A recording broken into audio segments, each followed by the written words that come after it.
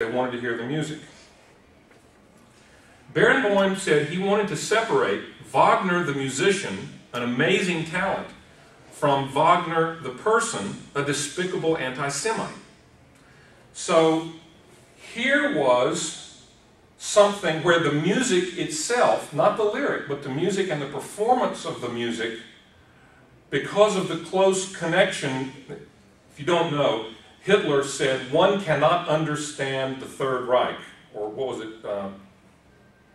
what did he call his party, or the movement, not the party?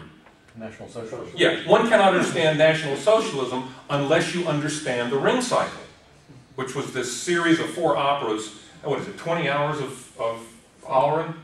20 hours of fun, yeah. So, and it was all about Valhalla.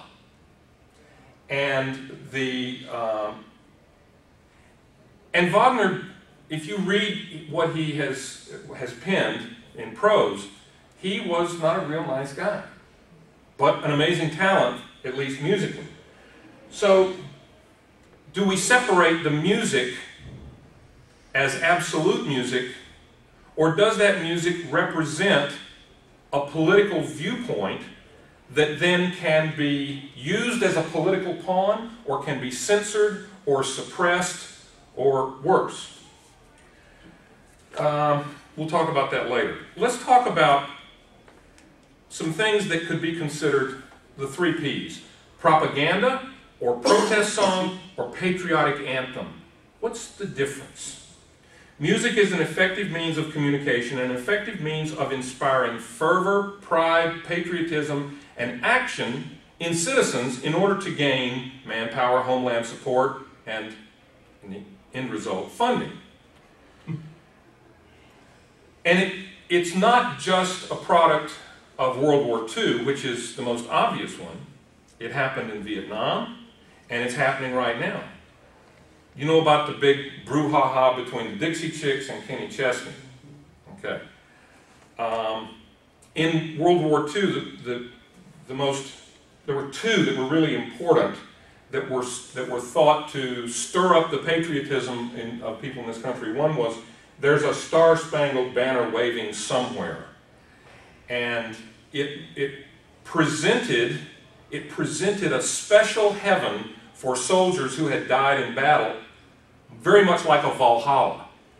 And the person singing the lyric, it is told from the perspective of, he's been injured, but how can I still serve my country?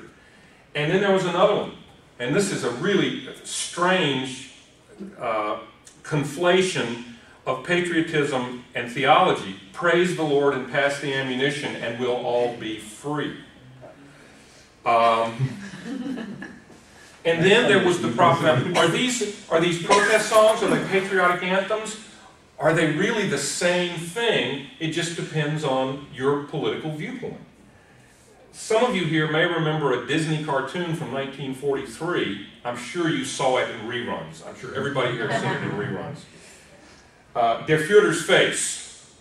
Anybody remember that? Spike Jones and his City Slickers had a version of it. Dun, dun, dun, ding, dun, dun, dee, dun, dun, dun, dun. When the Führer says we are the master race, we Heils right into the Führer's face. And it was a propaganda piece put out by Disney, and they lay low on this. It's hard to find a copy of it. They don't want it out there because it was radical, it was controversial, it didn't fit the Disney image, and it had Donald Duck playing the part of Adolf Hitler. I remember seeing it when I was a kid, and of course I had a Spike Jones record, and we listened to that all the time.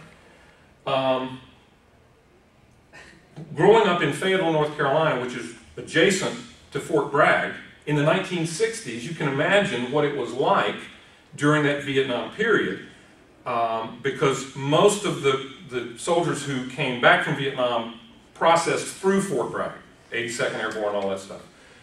And there was a man at Fort Bragg, songwriter, composer, good-looking guy, just what the record labels needed, named Staff Sergeant Barry Sadler. The Ballad of the Green Berets. And I think there was a John Wayne movie that came out of that. So Music can be used as a means for political movement, political change, social change in any form, from any political pulpit that you want, from any, it doesn't have to be a protest song, it can be stirring up anti-whatever. Charlie Daniels wrote a tune called, what is it? Ain't No Rag, That's a Flag, or something like that. So music as a protest song or patriotic anthem, is it really the same thing or are they different? It depends. Let's talk about censorship and suppression. During the 1940s and 50s, radio stations routinely had to be very careful about what they could play. They were censored by the FCC. There were certain songs that were just not found to be appropriate. One song that was pulled off the air was, I can't remember who wrote it, but the title was, "She Had to Go and Lose It at the Astor." Now the Astor was the Astor Hotel. And if you read the lyrics all the way through, what you realized that she lost was a mink coat, not her virginity. But the censors wouldn't let that pass. So we've had, now some people found a way to get around it. Alec Wilder, the famous composer who wrote a lot of popular songs and a horn sonata and all kinds of neat things, he wrote a song called "If You See Kay, Tell Her I Miss Her."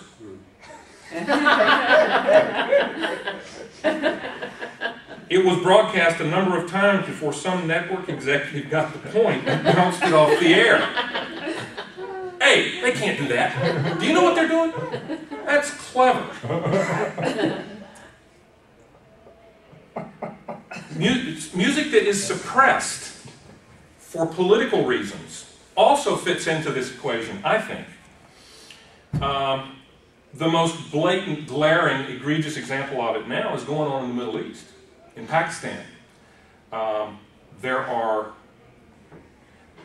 reports of physical violence and disruptions of concerts with conservative Muslims demanding punishment of the offending musicians for blasphemy. There have been some murders of musicians by the Taliban because it is of whatever they're singing, and I don't know if they're singing rap music or whatever. I have the sense that it's just history repeating itself. Going back to the Cold War, in which we all grew up, the Soviet regime, all those countries outlawed jazz. Jazz music was not allowed to be played in any of the Soviet bloc countries. The reason they cited was, we don't want the Western decadence. But of all the art musics that I can think of, jazz, the American jazz idiom is probably the most blatant at embracing the idea of freedom of the individual to play whatever note he or she wants to play whenever they want to play it. A despot, a totalitarian regime and a despot cannot abide anything that teaches the populace freedom is okay. That's why Willis Conover, anybody remember that name? Willis Conover was with Voice of America. He taught the Eastern Europeans more about jazz with his radio broadcast than we do in this country. He got into a taxi cab one day in Poland, and the cab driver recognized his voice. He said, "You're Willis Conover. I listen to your stuff, you know, in secret." So it may be the same thing with radical Islam. It's not about blasphemy, it's more about freedom. And if we're talking about that,